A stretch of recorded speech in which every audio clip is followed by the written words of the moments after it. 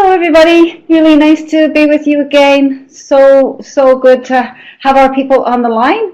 So, and I hope that you're enjoying this Friday and Friday morning. We are very fortunate to have a really great topic, and you'll remember that during the past webinars, several people spoke to this idea and wish to have some more information. So it is a real joy for us to introduce to you our speaker today, who's going to speak about supporting shifts in mental health, police and practice policy information check. So really good to have us all together. You'll remember our team. So a little picture we flash up every time. You'll see Jordan Clark, who's our technology support person. Dr. John Higginbottom, who I always describe as this Advanced Practice website is really John's brainchild. So we're very grateful to him. Top right hand corner, you'll see our trustee support, Matthew Lang, who without his help, truly we would not be able to do any of this work. And then myself, Regina. So that's your team today of Advanced Practice. And you'll know that this work is funded by the Ministry of Health. And we are very, very grateful to all of our instructors. You'll know that individuals provide this information free, bono. So we're very grateful to individuals for supporting psychosocial rehabilitation and mental health practice in the province of BC. So thank you to all our present, past and future instructors. Again, without you, we wouldn't be able to do this work. So we're very grateful to you. You know the purpose of the Advanced Practice is really to help and think about transferring evidence-based knowledge, provide expert clinician consultation, provide training and education events such as this one and the national conference we'll talk about in a moment, and then developing website resources. So we'll encourage you to go on the website and have a look at archived sessions, and also you'll see on there are a number of videos. You'll also notice that we've uploaded the latest literature and bibliography about each and every source. So that is the best of what we have as of January 2015 in terms of mental health practice. So we're hoping that will be useful to you if you're developing proposals or you're doing some additional learning. So just hopefully they are useful resources for you. And then part of what we're trying to do as well is to support the Provincial Advisory Committee and the community of PSR practice. So that's really what we endeavour to do. We mentioned a moment ago the conference, so we truly hope that we will see you. We have a one-day institute, we have 2 days full of conference, and then our 4th day is really pulling together topics of employment and housing. So a big lineup with some amazing people and experts to talk about psychosocial rehabilitation, really try to focus on hope, try to focus on consumer participation, and focus on evidence-based practices and emerging best practices. So we hope to see you there. Probably you're presenting, and we look forward to seeing the big family as we talk about it. So just to remind you that after this session, as we do with all other sessions, that we do ask you to give us a little bit of feedback. Only with your feedback can we make things better. So please, if you do take a moment, we really appreciate and use that information to give us some feedback about the content. Please do let us know should you be interested in presenting some information. Perhaps you have a new practice that you'd like others in the province to hear about, or perhaps there's a topic of interest that you would like to know more about. So we're really interested and keen in developing our community of practice, and that's you. And we can only do that when we hear what's important to you. So now it is my great pleasure to introduce to you Jonny Morris this morning. So Jonny is the Director of Public Policy, Research and Provincial Programs at the Canadian Mental Health Association, in particular the BC Division. He's worked there since about July 2008, and during that time he has developed capacity at the provincial and national level to respond to campus mental health and substance abuse. So you'll see lots of information on the web in this area, and Jonny has certainly contributed significantly to that work. He's also overseen some provincial programs called Bounce Back, and if you're not familiar with that program, it's amazing. I really encourage you to go on the website, on a CMHA website, and you'll learn a little bit more about that. And it's certainly a growing service in British Columbia, and very, very helpful, I think, to many people. That's the feedback we're getting. And most recently, Jonny has led the division's public policy portfolio with a focus key priorities that include the interface between people with mental health and our substance use problems and the criminal justice system. And I've certainly known Jonny for maybe a year and a half at this point. I worked with him on the BC Alliance of Mental Health Committee, and just seen him do some amazing work involving people receiving services in bringing forward issues and doing some advocacy. So I'm really proud to introduce Jonny to you today. So with that, I hand you over and say thank you kindly.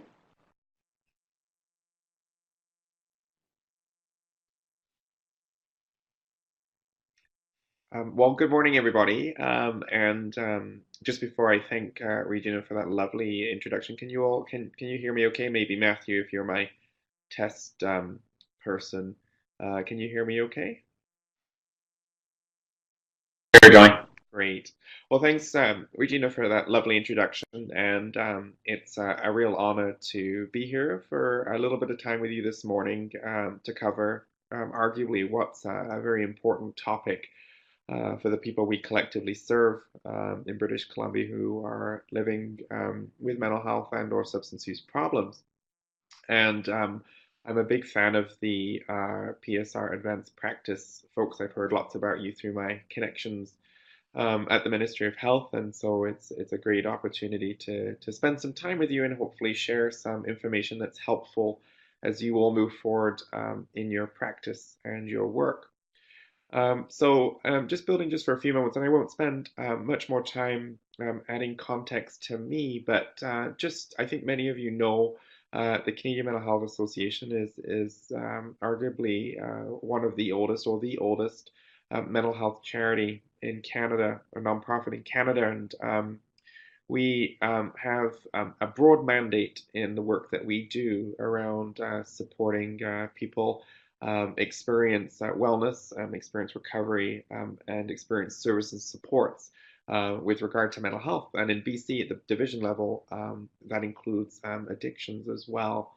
And so we have divisions across Canada and branches in over 120 communities across the country. And in BC, we serve about 140,000 people a year through our branch network and at the division level. And we do lots of work from direct service delivery, including programs like Bounce Back and Confident Parents, Thriving Kids, which is a parenting program for kids who are experiencing some of the early signs of behavioral challenges or difficulties, right through to mental health promotion, so trying to change settings and communities to enhance mental health, to the work I do, which is really focused on pulling some of the policy levers and hopefully some of the legislative levers that are available to support people who are living with mental health and or substance use problems across the full continuum of severity.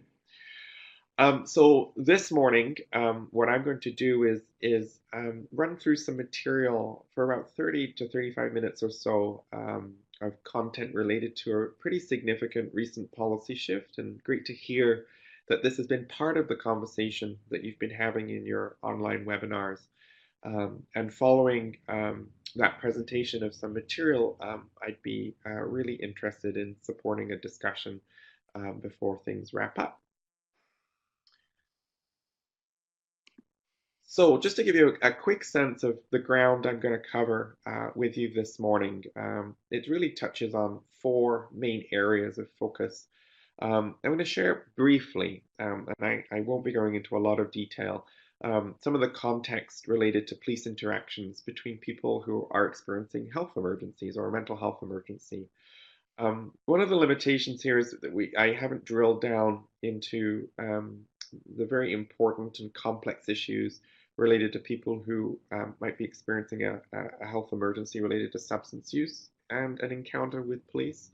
But the main focus on this is around mental health as well. And of course, as we know, there's lots of intersection and co-occurrence, so it's a bit of an arbitrary distinction, but just for the purposes of this webinar only, that will be my focus. But just to reassure you, that's within our gaze as well.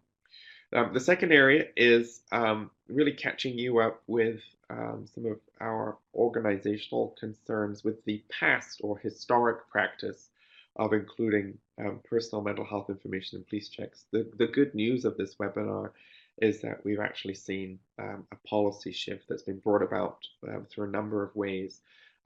But I think it's important to situate historically where some of the concern, and not just from my organization, but across a number of organizations, has sat.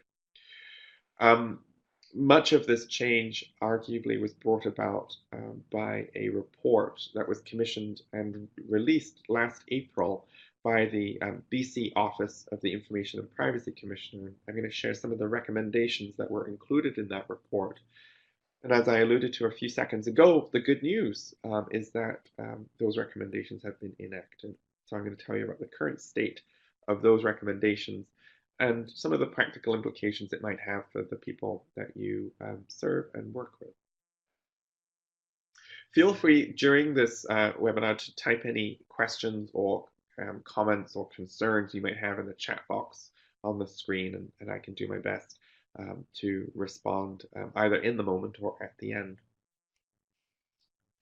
And just finally, because I know this is a learning opportunity, and I think it's pretty important as an educator myself, just to make sure I'm on the right page here with all of you. And these are the 3 learning objectives attached to the time we're spending together this morning. My intent is to explain some of the ways in which details about mental health related contacts used to be included in police information checks. And we'll have a chat about how that really does amount to and relate to structural stigma, borrowing upon the work of Dr. Jamie Livingston, who's based out of St. Mary's University in Nova Scotia.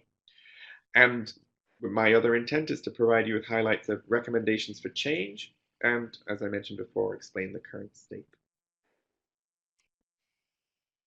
So for your reference, and just to quickly situate this work, attention toward the interface between people living with a full continuum of mental health and or substance use problems and the justice system writ large has really been intensifying lately.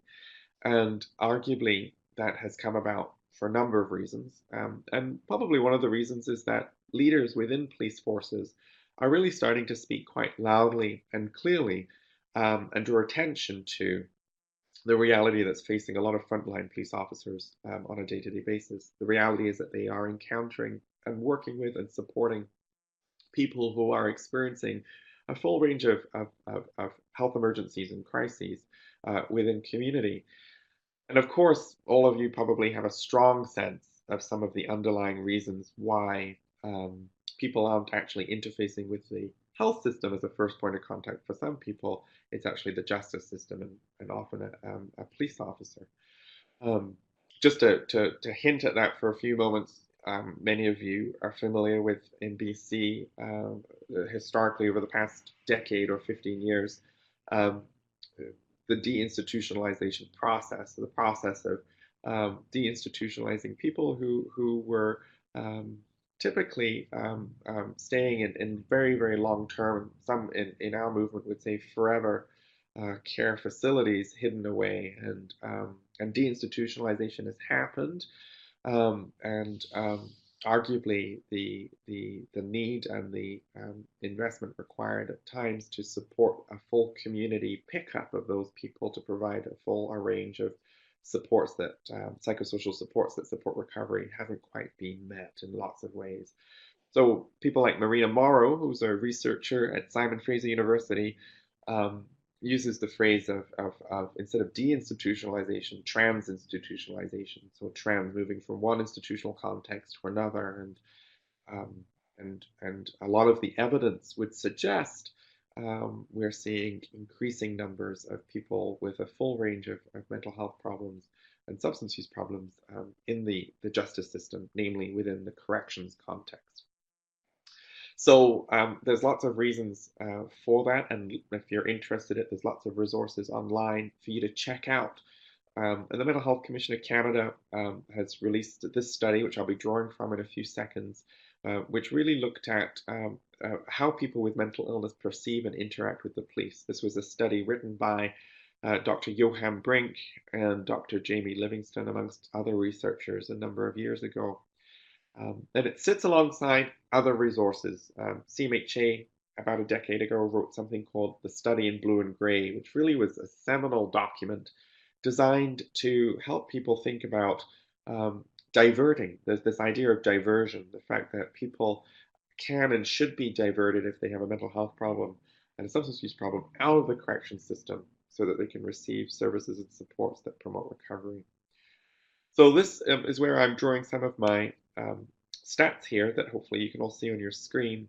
Um, and this isn't all of the stats that are, these aren't all of the statistics that are included in that paper, but I think of note, a third of people, 3 out of 10 people living with a mental illness specifically, and it's limited to that descriptor, have had police involved in their care pathway. And so it's striking that an experience of ill health or health results in police involvement a significant proportion of the time. And that 1 in 7 referrals where someone needs to access emergency mental health services or inpatient services involve police. And likely many of you are familiar with the Mental Health Act and Section 28 and the notion of the conditions that need to be satisfied for an involuntary conveyance or transport to a hospital. And so 1 in 7 involve the police, which is striking, I think, as well. And that 1 in 20, and this is 2011 data, so I think this might change and likely varies across municipalities within British Columbia. 1 in 20 police dispatches or encounters involve people with mental health problems. 2 in 5 of those encounters between police and people with mental illness often involve situations completely unrelated to criminal behavior. And this is something that my organization and many others really do work hard to emphasize. And the people on this call are well schooled and knowledgeable in this area, that people living with an ongoing experience of mental illness are no more likely to be violent to others. In fact, they are more likely to experience violence or or attempt self-injury or self-harm or suicide. And so that's a really important piece to remember here, because we really are talking about inadvertent criminalization of a health problem. Um, and um, and the other piece here that's important as well is that the majority of interactions between police and people with mental illness are initiated by police. So 25% of those contacts, according to the study by the Mental Health Commission, and absolutely, Regina, we can get you the citation for the study, are initiated by police. And the person themselves results in 15% of the time, and their family. And finally, just before I pause to see if there are any questions, we do know, and in Vancouver we especially know this recently, that there appears, according to the literature and coronial or coroner's inquests and other inquiries, that people with mental illness are overrepresented in police shootings, so fatal contact with police, the use of conducted energy weapons or tasers, and fatalities. Um, and finally, a reinforcement that at least half of the time, police encounters that involve people with mental illness result in a transport or referral to services. So just for a few minutes, I'm wondering if anyone has any questions that they want to type into the box um, or share for a few seconds before we move on.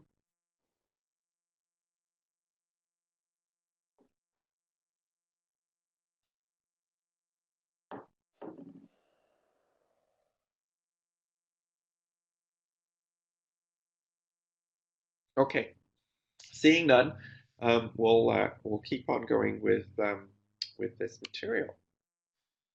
So, what are some of the key issues underpinning this problem?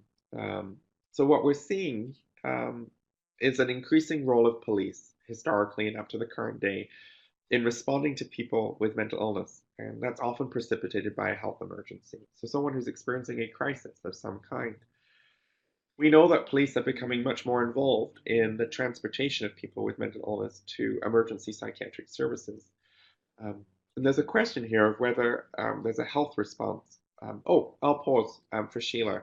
Go ahead, Sheila, with your question.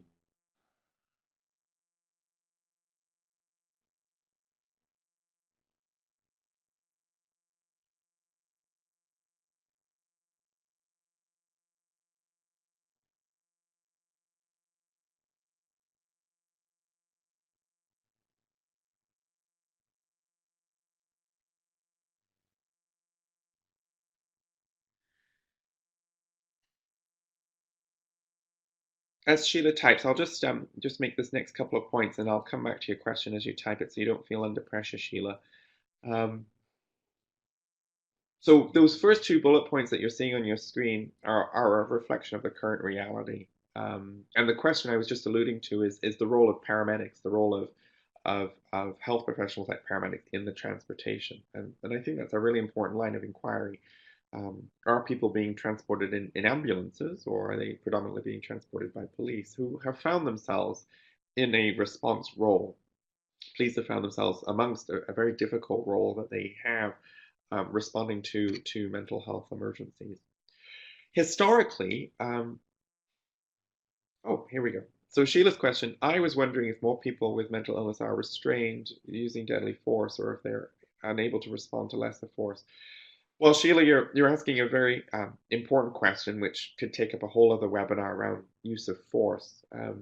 And the first thing I would say is I understand that I'm not a police officer, and I've never served as a police officer. And police have a very challenging role, and they're often making, very split-second decisions in the moment. And in BC, we've seen a lot of improvement in the kinds of training that have become available to first responders like police when responding to someone who's experiencing mental health or psychiatric distress in the community. And actually, since January 2012, mandatory training was implemented through the BCIT, the Academy, for all serving police officers in BC, that trained them up to really try and understand the experience of someone experiencing a mental health crisis, the best ways to respond, which often de-escalation, calm, empathic responses, non-use of weapons, etc. And that's been rolled out in the community. And this came out after the death of Robert Dziecianski at Vancouver Airport a number of years ago. It was one of the key recommendations out of the Braidwood Inquiry. And so we've seen lots of training, and we've seen lots of lots of improvements in those areas. We've also seen, which often are the stories that make the media, a number of people who appeared to be experiencing a mental health emergency, having police respond, and it very tragically resulting in a fatality. The vast majority, and I do know this from the relationships I have with police, the vast majority of police contacts with people experiencing a mental health problem do not result in a fatality, and don't result in a use of force. Police are often responding to people who are perhaps actively making a suicide attempt, or are experiencing distress and just needing help. And so that is a reality. And at the same time, arguably there is lots to learn and lots to reflect upon when someone with mental illness dies during an interaction with law enforcement. And I think that's something that we need to continue to ask for and call for as we move forward. So the vast majority are resolved very peacefully. But as I mentioned before, there is an overrepresentation, according to the literature, that suggests people with mental illness are overrepresented in those kinds of incidents where different forms of force are used. So I see Lois typing a question. Sheila, did I answer your question there?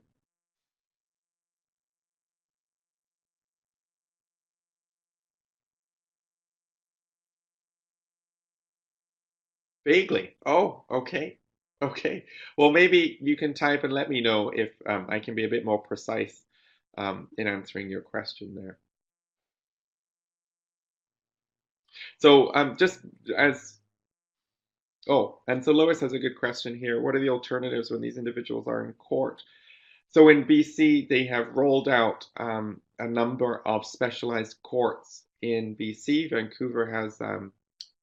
BC has a number of those courts, or specialized courts. There's a community court, which isn't a true mental health court, but it's a community court. It's designed to divert people in some ways with mental illness out of the criminal justice system. And there's a downtown drug court too in Vancouver that's designed for people who plead guilty. They have a different, they enter into treatment and other supports to keep them as well out of the justice system. So there are a number of courts that are trying to be enacted within that part of the system to help direct people. And there's work underway elsewhere in the system to help earlier up the stream keep people actually even from needing to go to court. So if more can be done at the arrest phase, if more can be done at the phase where the police contact is happening before charges are considered, there's lots that can be done there. But there are alternatives, and some of the courts that are in place, and you can look up specialized courts in BC. Dr. Julian Summers has recently been working on an evaluation of those courts too. They're an important part of the infrastructure in redirecting individuals. So maybe what I'll do is plow on with these last two bullet points here that are really the thrust of the conversation today. So first, historically, irrespective of why police might attend, those contacts were documented. They were documented and reported in police information checks. And probably all of you or many of you have had the experience of getting in touch with your local police station to get a document called a police information check before you are able to work with vulnerable adults or children, or before you seek employment working in specific fields.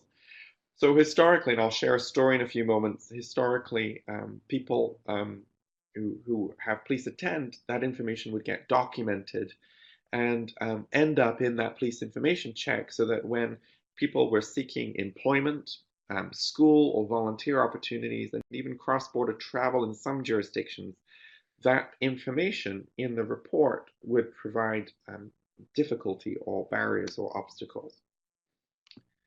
So I've anonymized this story here. This story, it's a pseudonym. It isn't the real person's name.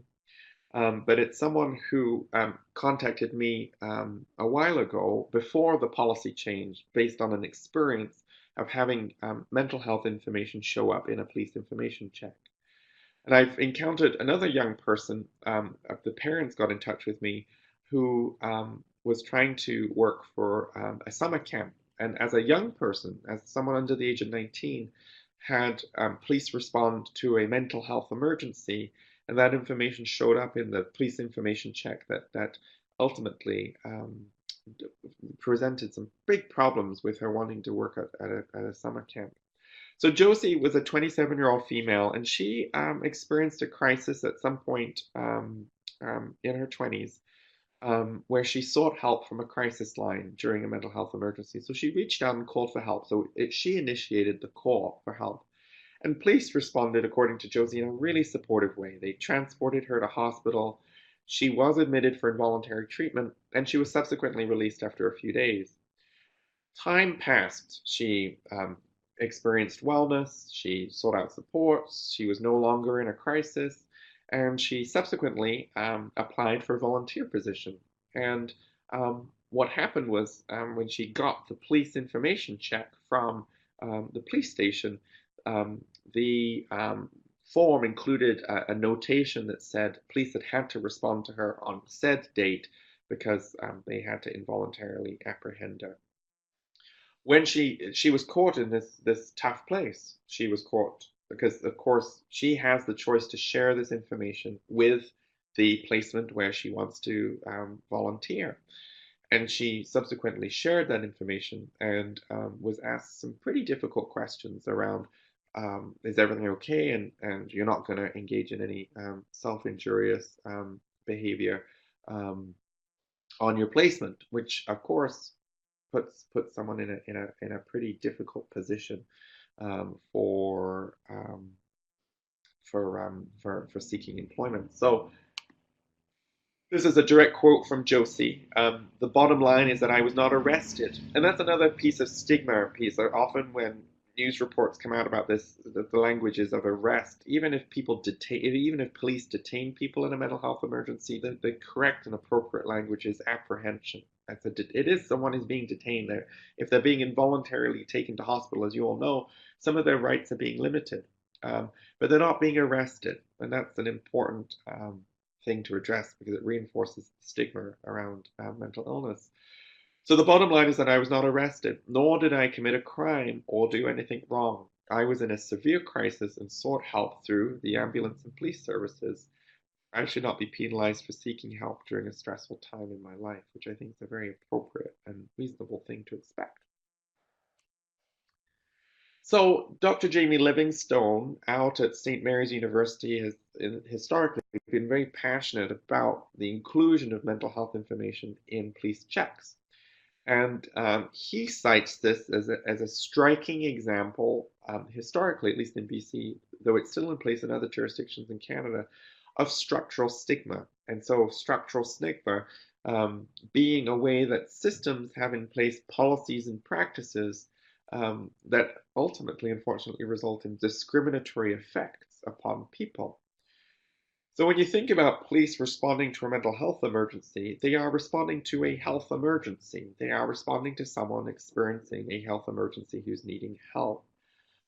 This is notwithstanding that sometimes people are actually in a space where there may be something that actually might result in an offense being created. I'm not really talking about that this morning.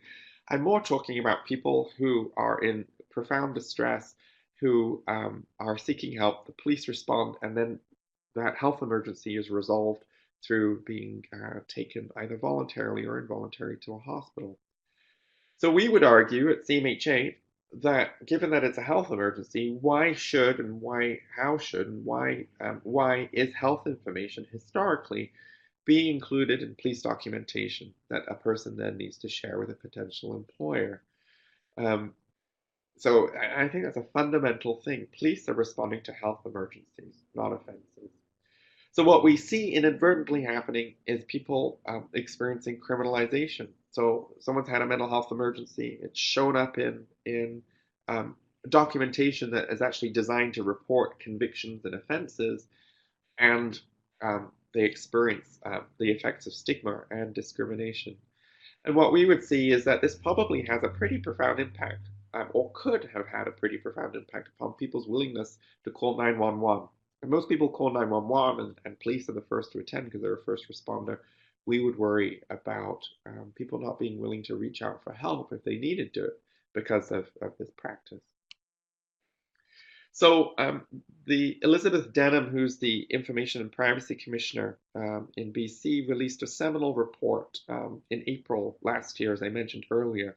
And this was the result of about 6 months of consultation across the province on the issue of police information checks as a macro issue, like a large issue, not focused specifically on mental health, but actually police information checks generally.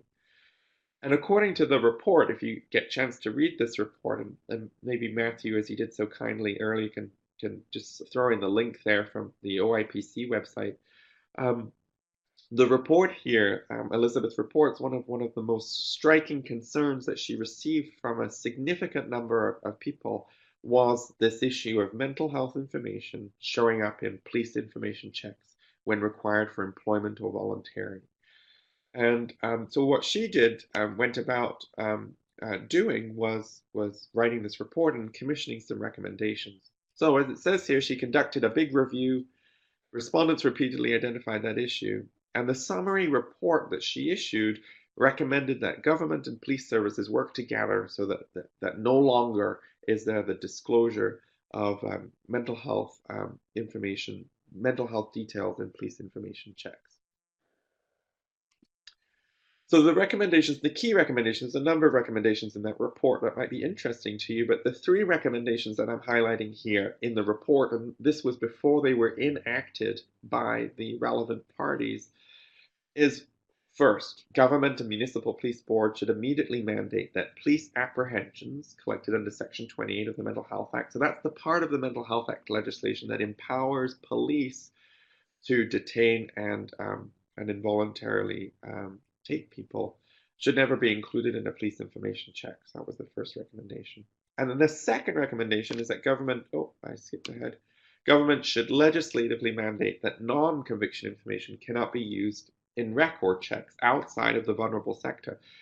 So the report recommendations actually only went so far, and the reality is that actually it's been fully enacted, but the recommendation as I read it stated that there was still going to be the inclusion of mental health information in checks required for working with the vulnerable sector, which we were worried about in basically implying that people with mental illness can't work with vulnerable people, which is a problem.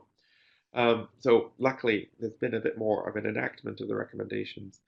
And the final recommendation is that government and municipal police boards should direct municipal police departments to immediately stop releasing non-conviction information not involving the vulnerable sector. So these are three pretty heavy-duty and important recommendations for the people that we collectively serve. So Sunil has a question here. Much of the time, the consumer has no idea how to deal with these issues. And what's the family caregiver role in this matter with considering privacy boundaries? And I'm wondering, Sunil, if you might just develop your question a bit further. Are you speaking to whether the role of family caregivers in seeking help, or just wondering if you might take a few moments just to answer your questions just so I'm clear. That would be really helpful. And if there were any other questions from people listening in, don't hesitate to type as we go. So what inevitably happened was that ultimately the recommendations were recently implemented at a province-wide policy. And so basically, after some work and advocacy by organizations like the organization I work for, the Canadian Mental Health Association, and others, the BC Civil Liberties Association was also involved in writing letters. The Information Privacy Commissioner's report is that they basically police no longer disclose mental health information. What's currently happened and what's currently in play here in British Columbia is that police no longer disclose mental health information of any kind in any form of a report. And B, the provincial governments designed the policy. So this was work done in consultation with the chiefs of police and other forces to really develop this policy together. It was done collaboratively, and it's been endorsed by every municipal police department and BC RCMP detachment in BC. So back to Regina's question there, with recommendation 2, the improvement there has happened. The improvement has happened, and I'll demonstrate that now with this next slide. So this here, it's very hard to read. It's very challenging to read. And maybe I can make this a little bit bigger. Can I make this bigger, Matthew, the actual... Unfortunately not on here, but folks could make their screen full screen, this one window, and they would be able to see it a little bit bigger. Okay. So if you want to make this screen a bit bigger, which I've just done, so I've made my screen a bit bigger, it's a little easier to read. The key changes that have, and I'm just going to draw your attention to the checks. This is back to Regina's question that she made a few moments ago. So if you look on your screen, and you can pull this off the internet too, if you look at vulnerable sector checks. So this is for people with a mental health problem who've had police contact, who want to work with vulnerable populations. It says here, job applicants who work with the vulnerable sector will receive, at the request of an employer, the standard things that you'd expect.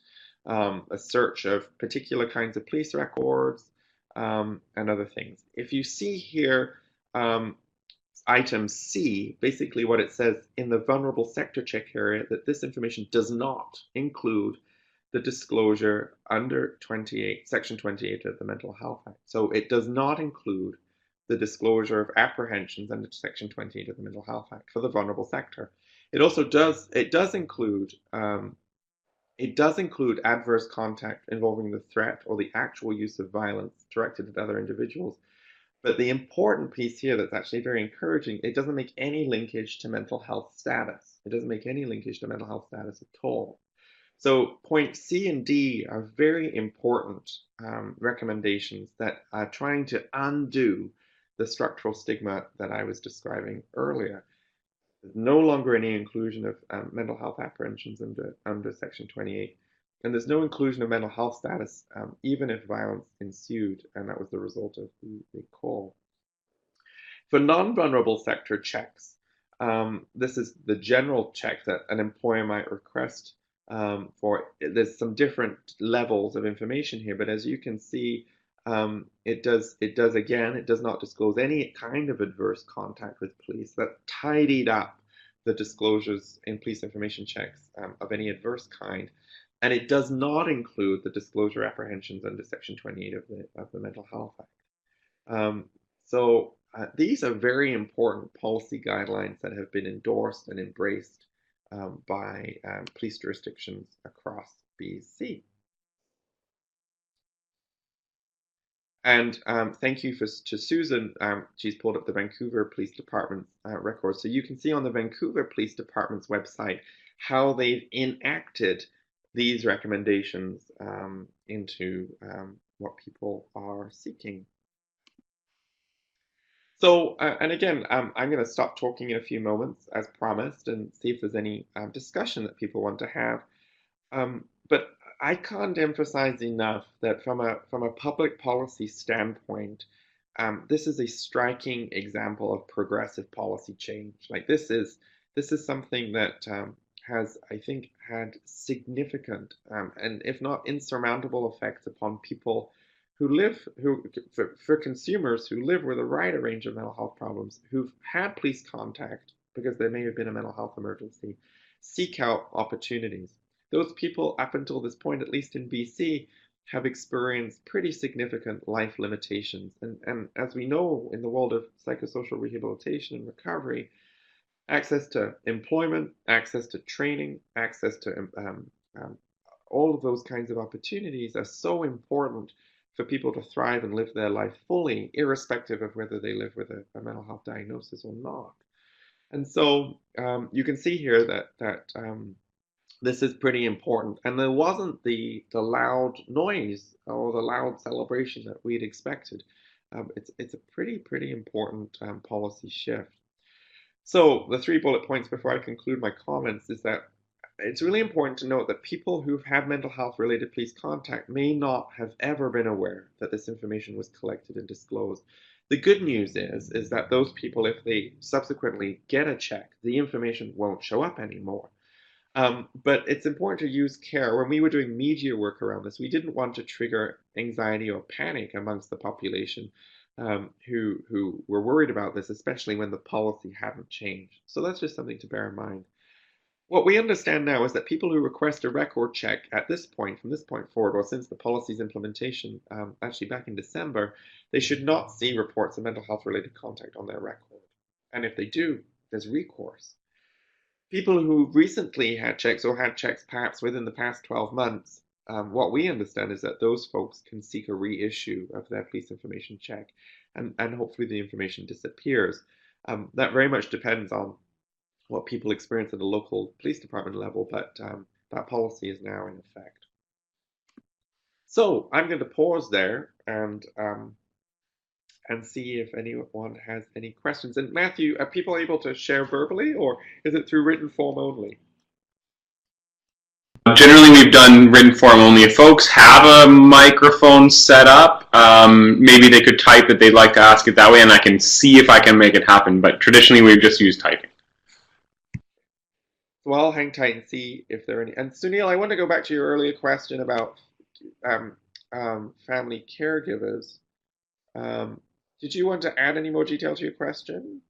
Because I think you're absolutely right, Sunil. I think most of the time the consumer has very little idea of how to deal with these issues. And if I'm interpreting your question correctly, dealing with the issue of having mental health information appear in police record checks. So I think there's absolutely a role in educating family members about this too. And I take you all back to that story of the parents writing to me about their daughter. That was an example of family-led advocacy around this area. So I think it would be appropriate, if not important, to find a way for family caregivers to understand that they can also play a role here in catching up their loved one about this recent policy change.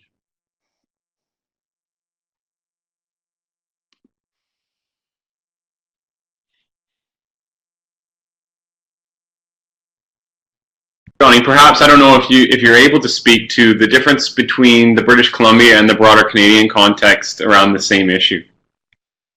It's a great question, Matthew. Um, in preparation for this webinar, I wasn't able to complete a full jurisdictional scan of policy implementation. So I know in BC it's in effect, and the other more progressive jurisdiction on this issue is Ontario. And Ontario actually were leading the way for a period of time in seeking policy shift in this area. You can go to the CMHA Ontario website, and you can see in the Public Policy Department at CMHA Ontario their advocacy efforts in this regard. I don't know off the top of my head if Ontario has implemented the policy to the same degree as in BC, or through the Canadian Association of Chiefs of Police, if this policy is going to be handed down across the country. The other more progressive jurisdiction in the area of the policy piece is actually Saskatchewan. Saskatchewan very early on started to do some thinking about whether to include this kind of information in their police information check documents. So it's definitely, to answer your question, Matthew, to my knowledge, it hasn't been cross-laterally endorsed across the country. And Matthew, you're a very quick researcher. It's Regina again. It's Regina again. And again and again.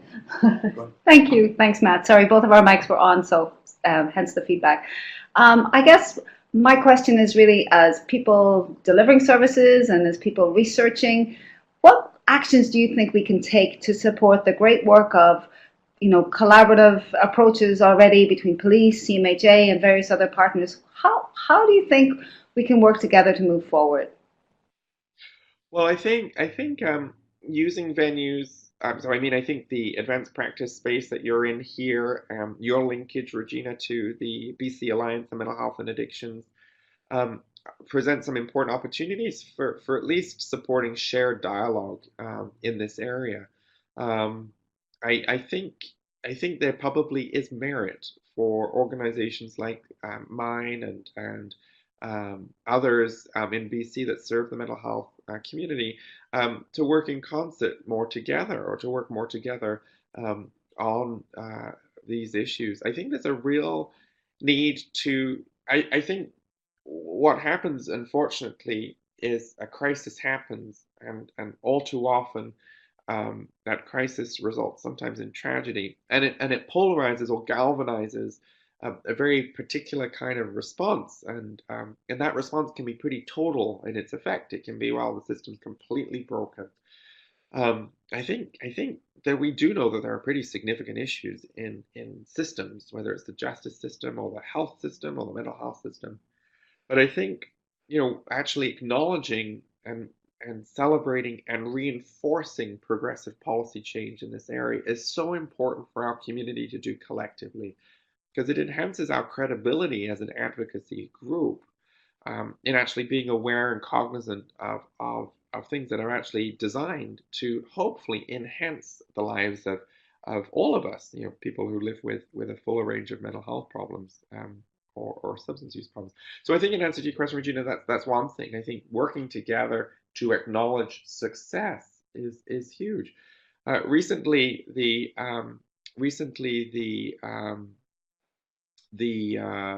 Ministry of Social Development and Social Innovation released a brand new policy called Annualized Earnings Exemptions. And this is designed for people who receive persons with disability benefits, which help people make ends meet barely. I mean, they don't, because the rates are quite low, but they've helped. The disability benefit now had a provision: if you earned over a certain amount in a month, your benefit would be reduced or impacted later on in the year. As you all know, for people with episodic illness, episodic mental health problems, which remit in and out, sometimes you can work during particular parts of the year and you're unable to work at other parts of the year, and that can impact. So you lose out, because if you can't work in September, October because you're unwell or in recovery or getting help, that can be very challenging. So that's a great example of policy. Again, this annualized earning exemptions policy basically allows people to have an annual exemption limit, which they can earn up to, and if they exceed, then they experience. It's not done on a month-to-month basis, it's done on a yearly basis, and it's a really important policy shift. And again, arguably how community could have been much louder about that's good. It's a good policy. So I'm going to now respond to Sunil's question. How much is it possible to have a special police force for mental health similar to BC Translate? Well, that's a great question, and what I'm about to say does not represent the official position of my organization, or anyways, because it's a question I'm just responding to in the moment. But arguably, what CMHA has done in the past in its writing on this area has been about supporting capacity within existing police forces to respond more constructively and helpfully to people with mental health problems.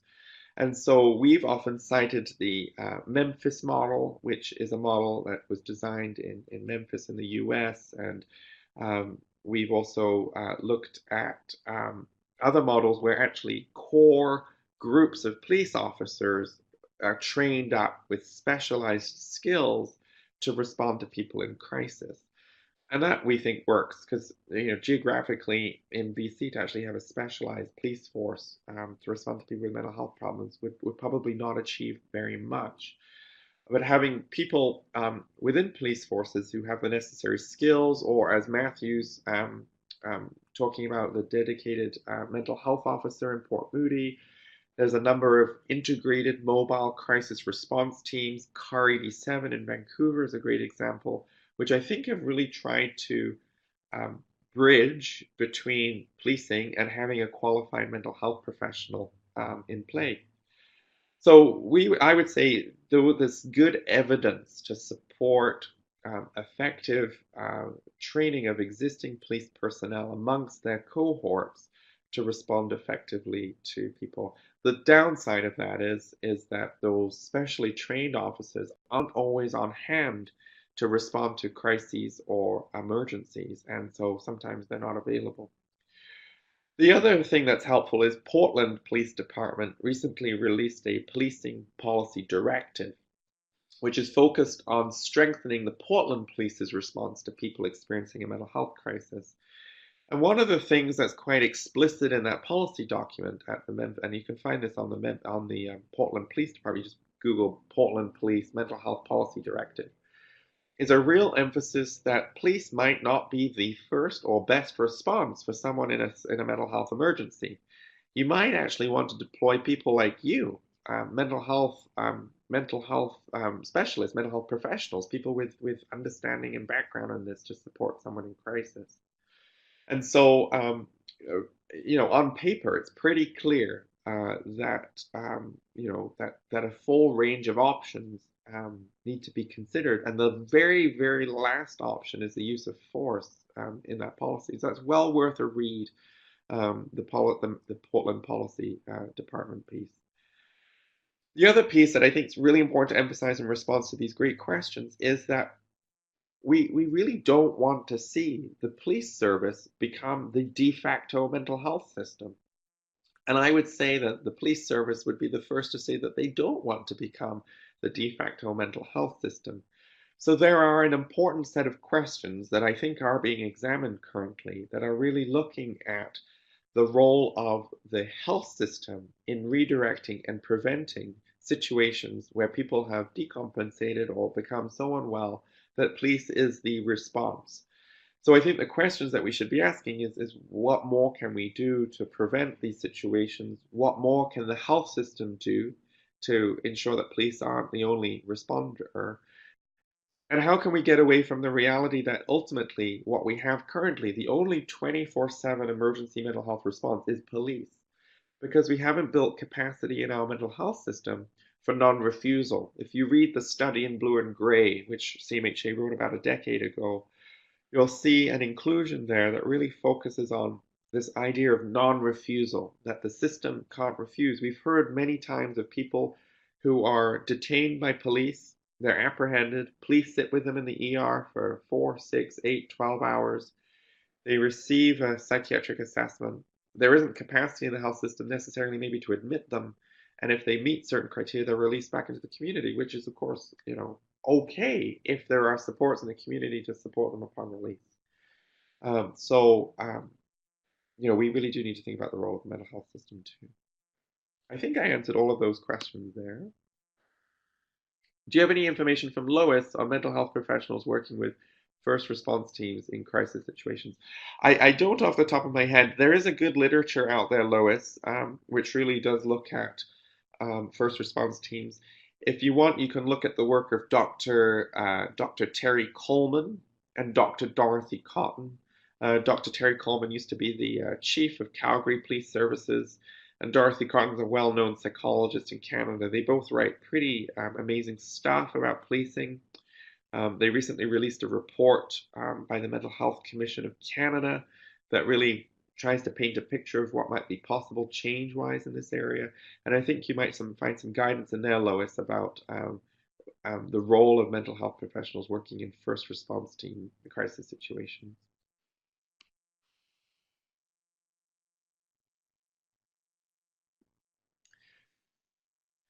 And I agree, Sunil. I mean, I think I do agree with you.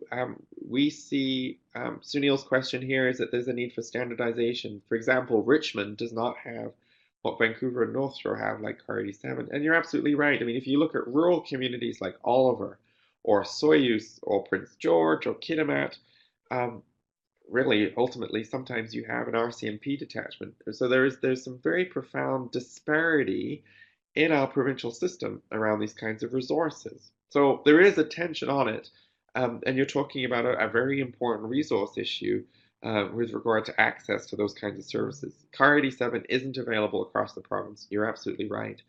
So that leads us to other issues related to advocacy for allocation of services in ways that respond to the geographical diversity of BC.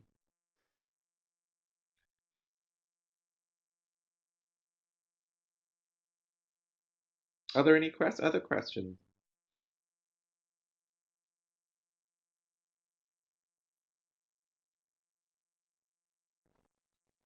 Jonny, it looks like we have maybe run out of steam. I'll just give people another little minute just to see if there are one or two last questions. Let's give a little minute, and if we see people typing, then we can continue. But I think all of us will agree that you've given us an immensely comprehensive picture on the topic. We're very grateful, and I'm always impressed by your collaborative nature, and it always makes me think that you just did a good job for you. Just your ability to pull people together from different perspectives and different views. So we really are lucky to have you in this city doing this work. Thank you very much for your feedback, Regina. That's very meaningful. Thank you. And thanks, Matthew. Thanks, Regina. And thank you to all of you who listened in. If you do want to get a hold of me, you can reach me at my email address there. If you don't get a response pretty quickly from me, just feel free to send it again, because I do get a lot of correspondence. But I see Michael typing something here.